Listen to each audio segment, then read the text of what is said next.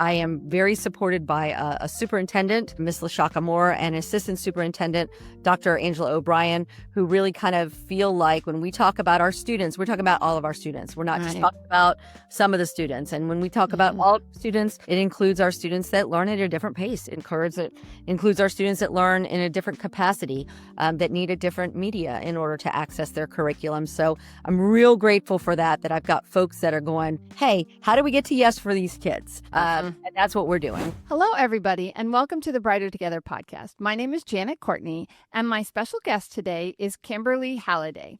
Kimberli is the Director of Exceptional Student Education at Flagler County Public Schools in Flagler County, Florida. Kimberli, it's nice to have you here. Thank you very much. So tell everybody a little bit about what you've been doing and what's going on in Flagler County. Sure. So I have been the very proud director for 3 years. I'm moving into my 4th year, but for many of us, we still kind of consider ourselves rookies. Being in education, this is my 32nd year in education, but in a leadership capacity, we're on year 4, and I'm so proud to share some of the progress that we've made with some of our initiatives, as far as providing support to our ESE teachers to ensure that our students are getting the services and supports per their IEP. And ESC stands for Exceptional Student Education. So I directly oversee all of the programs for students who have services via IDEA, the Individuals with Disabilities Education Act. So all of the students with services such as an IEP, an individual education plan, they all fall somewhere under my purview. Right. Yeah. And I asked that because not everybody is in Florida, and Florida has that distinction of using that term. So it's always very good we love our acronyms, don't we? We love absolutely education. Education and acronyms, we go hand in hand. Yeah. The military, I'm discovering my son is in the Air National Guard, and I'm discovering they like them too. So as a speech therapist, every industry has their vocabulary. So, but it's always good to get clarification. So I appreciate that. So, so what's going on there? What are you guys doing? You said you've come in, you've had 3 years, and you're successful, right? It's going well. We're getting there. I can honestly say we're getting there. When you look at our student progress, all of our schools are making gains. Some of our schools had made, if you know how schools are graded in the state of Florida, we made 30-point gains with our students with disabilities. Wow, so fantastic! Proud of some of those initiatives, and I'm grateful to say that the things that look like maybe they're just coming out of my office, they are not. I am very supported by a superintendent, Ms. LaShaka Moore, and assistant superintendent, Dr. Angela O'Brien, who really kind of feel like when we talk about our students, we're talking about all of our students. We're not just talking about some of the students. And when we talk about all of our students, it includes our students that learn at a different pace. It includes our students that learn in a different capacity, that need a different media in order to access their curriculum. So I'm real grateful for that I've got folks that are going, hey, how do we get to yes for these kids? And that's what we're doing. We're getting to yes. Some of the things that we've had initiative for the last couple of years, prior to me, and it certainly wasn't just any other ESE directors. We have had some rock star directors that I still consider very dear friends and mentors to me. But we didn't have a lot of consistency. So stepping in, one of the very first things that I kind of felt like we needed to kind of wrap our arms around is how are we consistently ensuring our students are getting the services and supports per their IEP? We had people keeping documentation, paper pencil. We had people keeping documentation on their phones. We had people keeping documentation on Excel spreadsheets. But any way you sliced and diced it, if a parent was to ask for, hey, I just want to know that little Johnny has been getting his speech services per his IEP, it may look different if that parent had 3 kids, 3 different ways across all 3 of our different schools. So one of the very first things that we did is we implemented a systematic way of collecting evidence that we are doing what we say we're doing. Nice. It made things a lot more transparent. We've got families that definitely every right. They're advocating for their kids. They want to make sure that they're getting all the things they need. Having information coming at you from multiple different ways, from multiple different sources, can be overwhelming. And to be very honest with you, the IEP process is already overwhelming. Yeah, exactly. Last thing we wanted to have our parents be more having to study, Yeah. So we did. We implemented a systematic way of ensuring that our kids are getting all of their related services and their specially designed instruction. And it's Yeah. made a real difference. We use it not only in IEP meetings to make decisions about whether a student needs more supports or less supports, but we also use it as a way for administrators to track, where are my teachers, where are my support Mm-hmm. facilitators, where are my related service providers. So we're always really, nicely so we're able to keep a pulse on what our staff's doing, as well as ensuring that our students are getting what they need. Awesome. Awesome. Donald Miller, who, when I first started this company, he does the story brand, and it's a way of marketing. And one of the things that he says, and I watched his podcasts religiously for, I think maybe 2 years, just, trying to keep learning and understanding, because you do have an audience, you do have a market, then those parents are your market. And he says, if you confuse, you lose. So you're exactly doing, even though, it's not something but it does apply, Oh, about absolutely. let's make sure that we take care of the people and they understand what we're doing. And so that's that's one of those things that just stuck with me. And like, I really want to make sure that my students, my parents, my therapists, my schools know where we're at, over communicating and making sure everything's clear, because it matters, right? Well, and having it all in one place too. Yes. So, Yes. so backing up to stepping in 4 years ago, I may have been invited to this position for a variety of reasons, but I think one of the main was my connection to Flagler County in itself. Both my girls have gone through Flagler County schools. I firmly and deeply believe that it is our responsibility to ensure our students have everything that they need to become successful contributors to our community, so we can keep them here. They're our Right. commodity, and they're going to be my neighbor. Right. So as our students graduate and move on, they're going to be my next door neighbor or my cross the street neighbor, or they're going to be the ones taking care of my vehicle, or they're going to be the ones. It's really important that that we do what we can for our kids all the time, not just Mm-hmm.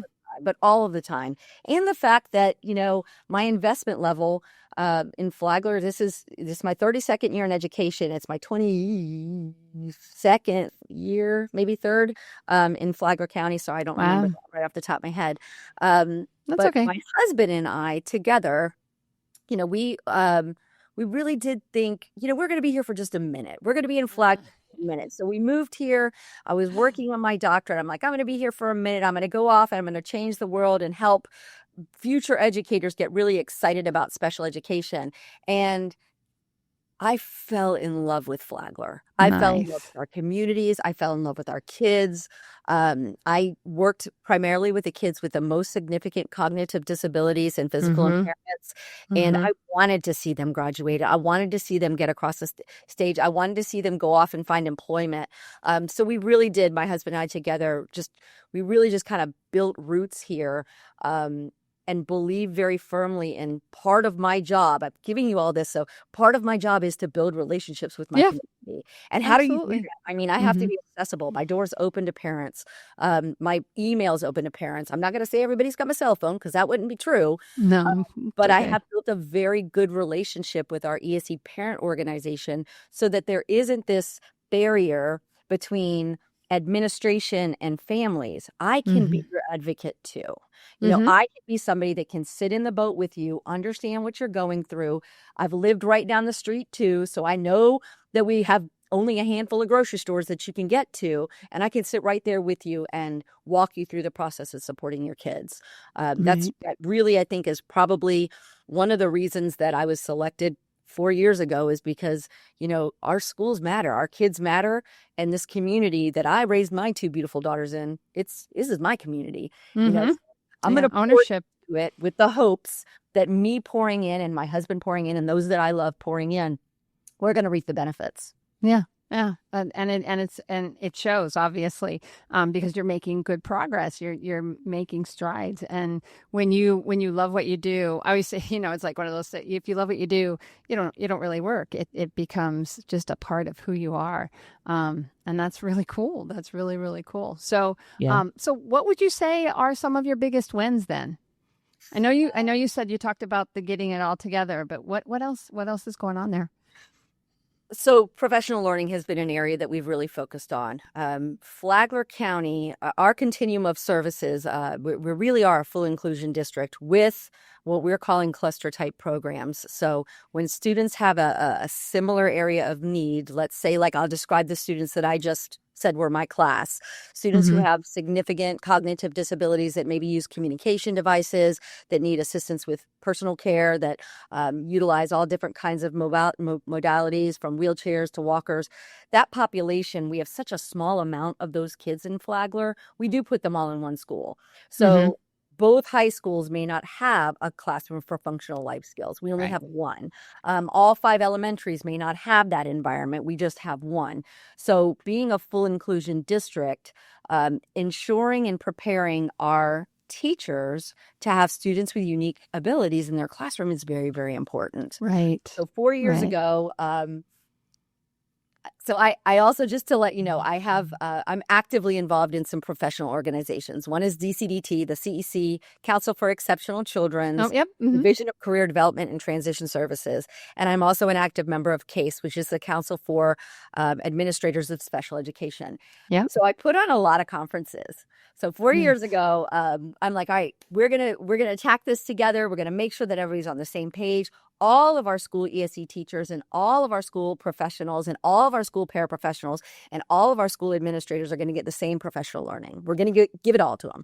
And we called it the Transformer Summer Conference. Oh, fun. I know, it is fun. It really was fun. But there were lanes. So if I am a support facilitator, an ESE teacher, I could go to cooperative teaching and teaming. I could go for behavior management. I could go for creating best standards in the classroom. I had a track that I could follow. If I was a paraprofessional, I had a paraprofessional track that I could follow. If I was a self-contained teacher, like working with students on access points, which is modified curriculum, I had a track for them to be able to follow. And then finally, we also offered a track for our exceptional student education administrators.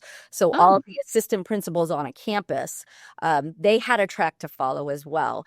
And it was a great launch for me. It was a great launch for my role, because it set a standard. This is what we're going to offer. If you are going to be a support facilitator in a general education classroom, we're going to train you and your general education teacher side by side on what's considered best practices. So we started that 4 summers ago, and fortunately, every summer since, I've been able to offer those same trainings, but kicked up. So if you've been a support facilitator for 4 years, maybe you did cooperative teaching and teaming. Now we're offering teaching students with disabilities in the least restrictive environment, but we're able to build off of that. So if you're a new teacher, you're going through these things, but it's the same content. Right. We'll kick you up next year, and then the following year we'll kick up. Yeah. If you're a teacher in a self-contained classroom, you're getting all of these PLs that I kind of described to you that we did 4 years ago, but we're individualizing it now. So I'm not bringing everybody together at one time. It's not like a little mini conference. It's more like in June, we're doing these trainings. In July, we're doing these trainings, and administrators can sign their new ESE teachers or returning ESE teachers up. That must have been a big... Eventually, we're not going to have that luxury. Eventually, we're not going to have the luxury to be offering it during the summer. But as long as I have those baseline, everybody gets this trainings, I think we're going to continue to see the growth, because now those ESE teachers are also now administrators. Right. They get it. Yeah, it's a very easy buy-in. Right. And that must have been a big lift to begin with for you to get that all set up and sorted. I mean, it sounds like you're incredibly organized. And it sounds like you've got some amazing people behind you. But wow, that's fantastic. Yeah, and the support that you have, there is, anytime you start a new position, there is always that, like, it feels like a very steep learning curve, right? But you've given them a pathway to climb that mountain without, and you've got a safety harness, and you've got people to help them, to follow that analogy. But it's impressive. And, you get to this level, this plateau, and you come back and, oh, goodness, we get to climb higher. Fantastic. Yeah. One thing I often hear from school leaders is, I just want a partner who puts students first. At Lighthouse Therapy, that's exactly what we do. We don't have outside investors, and we don't answer to shareholders. Instead, we answer to school leaders like you, those listening to this podcast. Whether you're wanting virtual, hybrid, or in-person therapy, our systems are designed to make your life easier and your team stronger. We are a therapy company run by therapists for the betterment of students.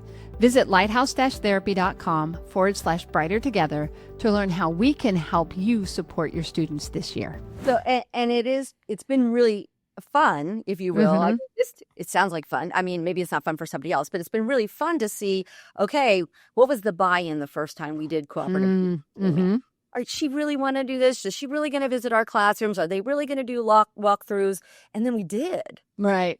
So Follow the through, right? For everybody next year is, whoa, wait a minute. There's really something to say about small group instruction and working cooperatively and making sure that we're planning together. There's really something to it. So our scores improved. And you were like, huh, look at that. Just by implementing something that's considered to be evidence-based best practice, we really are seeing the growth. Wow. And it's not just, nobody's pulling wool over your eyes. This is what we do. This is how we do Flagler. So when teachers are onboarded, their first and foremost thing they're expected to do is take IEP development. Well, I've been an ESC teacher in blah, blah, blah county forever and ever. That's great. And I'm happy. But this is how we're going to do it. And I'm going to make sure you have my baseline professional learning that we can build off of. And we do. So for some teachers, they only need that one training because they've got the experience. But for others, we do need a little bit more explicit instruction. We need a little bit more hand-holding, modeling and coming back to practice. Some folks just need that. And because we do have those, if you will, those tiered out steps for professional learning, we can always go back a step if we need to. Yeah. And clear standards and very clear standards. I feel like they're very clear. Certainly that may not be the case for everybody, but you can find it all in our ESE manual. Well, you can find it all in our PMP. You know what it is that you're stepping into when you step into Flagler. What's PMP? Our policies and procedures for special education. PNP. Okay. Policies and procedures. See, I thought you said PNP. I was like, what's PNP? So sorry. No, you're okay. You're okay. Your passion is there. You got it. Again, it's just clarity. We want clarity.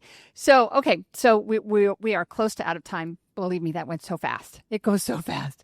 But I have one question that I try to ask everybody. And if there is one thing in your district, and you cannot say money because everybody needs more money, but if there was one thing that you could miraculously solve in your influence, in your area of what you do, you could just, it's a problem or it's the first thing that comes to mind. Man, if I could just fix that consistently, my life would be so much better and the kids' lives would be so much better, and blah, extrapolate from there.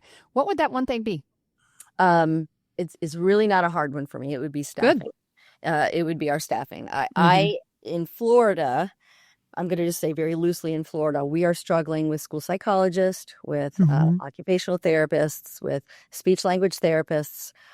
We have put some initiatives in to recruit and to maintain our staff, but it's competing with the private district's very difficult. Competing with private area. Gal that was my speech language therapist, my lead. And God knows, man, losing her was a heartbreak, but seeing her happy, how do you can't argue that. Right. But certainly she left to go open her own business, and I'm thrilled for her, but the loss has been just really devastating, keeping people onboarded in a world where virtual, it's a real thing. It is absolutely. When you're evaluating kids, you can evaluate virtually, but you really get more out of your kids when you're face to face. Yeah, you just are. So school psychologists, I have two that I am very, very fond of and very grateful for, and the rest of them are contracted. And one day I'm hoping to have a full team, and that would certainly make lives better for everybody involved. When we're evaluating kids. So if I could solve that one thing, it would be that we face some of the challenges of finding not just a person, because as I've said, I'm here. I'm not going anywhere. I'm invested. Yeah. I don't want just a person. I want somebody that loves Flagler. Right. I want somebody that loves our kids. And I want somebody that's not going to mind sitting on the floor if this is the best way to evaluate a kid. So That's what that if I could change that one thing, Yeah. I Yeah. think I we would think have a that's a big one. Yeah. And I've been just to put my plug in there, it's better. I'll tell you, teletherapy is just not going away. It's not going No, it's away. no. I agree. And I always tell districts, because that's what we do. I mean, we do some hybrid, and we're stepping into some in person, but I've been doing teletherapy since 2011. And I try to tell schools, yeah, I know everybody wants an in person, and I agree that if you can find somebody, go for it. But if you can't, then don't let your kids go without services. Yeah, we're not. Please don't. We're not doing And it. I know you don't. Not. I Nope. absolutely not. And I'm saying this for the Yeah. audience that's hearing this too, because it's like Lighthouse Therapy. And I'm going to plug my company for just a minute here, because we got into my area, really got into my area. We don't have minimums. We don't have contract minimums. We don't have student minimums. And we want to partner with schools like you, who just want what's best for their kids. If you take care of human beings, if you serve students, if you serve your therapist, then the rest of it takes care of itself. So I never want kids to go without services. I know, I hear it all the time. I mean, I'm the CEO and founder of Lighthouse Therapy, and we are primarily virtual. Like I said, we are stepping into some hybrid and some in person. But in person, if you haven't found it at the school, it's going to be really hard for us to find it as well. Right. And hybrid, we're literally bringing someone to you. It's expensive. So, it's like, what do you do? So it's definitely a balancing act for you guys. And I totally get that. Yeah. And then I also think as we share this, we have plenty of students that virtual works great. Virtual work great for, but if I've got a 3-year-old that I'm doing a full evaluation on, if I can have a face-to-face person, it's going to be my way to go. And that's what you do. That's what you're going to do. You're going to, as a director, you're going to, okay, I have to do teletherapy. I know I have to. I know I have a company I can trust, and I know they'll give me therapists. But then you're going to look and evaluate, okay, which students does it make the most sense to put in the teletherapy model? Because, that's exactly, I mean, as you should, right? Yeah. Awesome. Yeah. Fantastic. Great conversation. I appreciate it. Thank you. Where should people go if they want? I know people are going to be interested in your professional development. I know they are. And I'm sure that Case and CEC people will probably be like, "Ooh, is she here? I heard her on the podcast," right? So let's have them know where to find you. So how do they find you, and how do they find Flagler? Well, if you go on our Flagler Schools website, you just type in Flagler Schools under Exceptional Student Education. You'll see my information. Oh, but I'll give it to you as well. It's Halliday, HALLIDAY, at flaglerschools.com. You're welcome to reach me anytime. Awesome. We have a website, lots of information on our programs, on our transition programs. There's so many things that we're proud of. Not everything's on the website, but certainly reaching me it's pretty easy. My phone is attached to my email. Yeah. That's okay. We'll stop there. We'll stop there. Yeah, I don't want you to get flooded, but I do, and it's Flagler as FLAGLER. Yes, Flagler. Okay. Want to make sure that as well, because some people are only listening, and I want them to have the information. So, because I know you've got a lot to share, and I know we're going to be at Case this year. Lighthouse is going to be at Case. So if you're there, and come over and say hello, anybody who's listening, and you're going to be at Case, absolutely come see us. It's in Oklahoma City this year. So, okay, awesome. Which is super fun. We're excited about being there this year. So. I've been to one before, but it's been a while, so I'm excited. John, our director of executive VP of sales, is dragging me all over the country, so I'm going. I'll be there. And then Asha is is it in Florida? No, it's in DC this year. DC, so we're going to Asha as well. So, but super fun stuff coming, and actually it'll be it's August 12th, so hopefully this will be published before that comes out. So, all right, well. Great talking with you. Thank you for your time. For sure. It was a pleasure to have you on Brighter Together. Really. Thank you. I look forward to connecting again. Awesome.